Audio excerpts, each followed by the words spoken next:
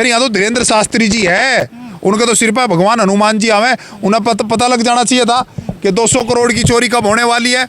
उन्होंने क्यों नहीं एलआईओ को, खुफिया तंत्र को सूचित किया, योगी जी को सूचना देते कि आपके राज्य में भगवान राम के उसमें 200 करोड़ की चोरी होने वाली है। ये चीज पकड़ी मीडिया ने, उमर खालिद वाली। दूसरी तरफ एक दूसरे कट्टरपंथी लोग आए जो यहाँ नारे लगाने लगे, भगवान श्री राम के ये देश हमारा है। अरे भाई ये देश सबका है। यहाँ मुद्दा भारतीय जनता पार्टी के खिलाफ इसलिए है कि सरकार एनडीए की है और एनडीए में सबसे बड़ा दल भारतीय जनता पार्टी का।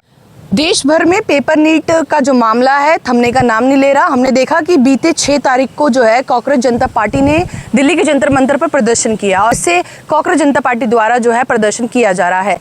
इसी मुद्दे पर खास बातचीत करने के लिए एडवोकेट दीपक शर्मा इस वक्त मौजूद है। सर, क्या कहेंगे? देखिए, ये किसी एक कांग्रेस जनता पार्टी का मुद्दा नहीं है, ये देश के युवाओं का मुद्दा है, देश के छात्रों का मुद्दा है, उनके भविष्य का मुद्दा है। ये मामला देश के युवाओं के अंदर बैठ गया है। कारण उसका क्या है कि अनेक एग्जाम लीक होते हैं, सिर्फ नीट के एग्जाम नहीं, एसएससी के एग्जाम और प्रदेशों में एग्जाम, पिछले कई सालों में सैकड़ों एग्जाम लीक हो चुके हैं। और अभी ताज़ा मामला जो 1 महीने पहले जब नीट पेपर एग्जाम होता तो शर्म आनी चाहिए हमारी सरकारों को, शर्म आनी चाहिए हमारे प्रधानमंत्री साहब को, शर्म आनी चाहिए उस शिक्षा मंत्री को कि 12 युवा इस हाबके में मारे जाते हैं, निराश हो जाते हैं, खुदकुशी कर ले जाते हैं। मैं तो ये कहूँगा खुदकुशी नहीं है, ये मर्डर है और इस मर्डर की जिम्मेदारी प्रधानमंत्री महोदय की है और उस शिक्षा मंत्री की है। युवा क्या गलत कह रहे हैं? युवा कोई गलत क्यों थोड़ा कह रहा है? युवाओं का नाम कॉकरोच पार्टी घेर दिया गया है। बहुत ही घिनौने शब्द कहता हूं मैं जो जिन लोगों ने ये कॉकरोच पार्टी या कॉकरोच युवाओं को कहा। दूसरी बात मैं एक और बताना चाहता हूं, युवा क्या कह रहा है?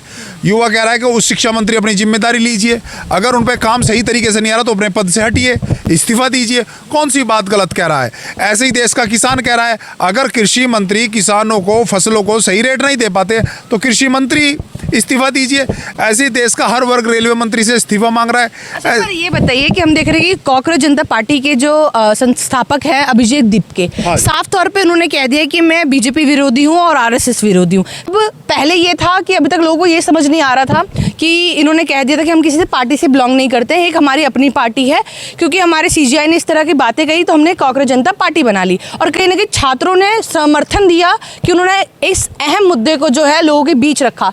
पर अब चीजें सामने आ चुकी है, अब युवा जो उनके साथ में थे वो पीछे हट चुके हैं, क्या कहेंगे? और अभिजीत दीपके ने कहा कि मैं भारतीय जनता पार्टी के खिलाफ हूँ। पिछले 12 साल से 13 साल से सरकार उन्हीं की चल रही है, तो जब जिम्मेदारी उनकी है तो देश का युवा, देश का जागरूक व्यक्ति किससे सवाल पूछेगा? जिनकी सरकार है उनसे तो सवाल पूछेगा। लोग तो ये भी कह रहे हैं, जो खुद बीजेपी के समर्थक है वो भी ये कह रहे हैं कि पद से इस्तीफा दे दीजिए। वो बार बार सामने आ रहे हैं, ये कह रहे हैं कि जिन्होंने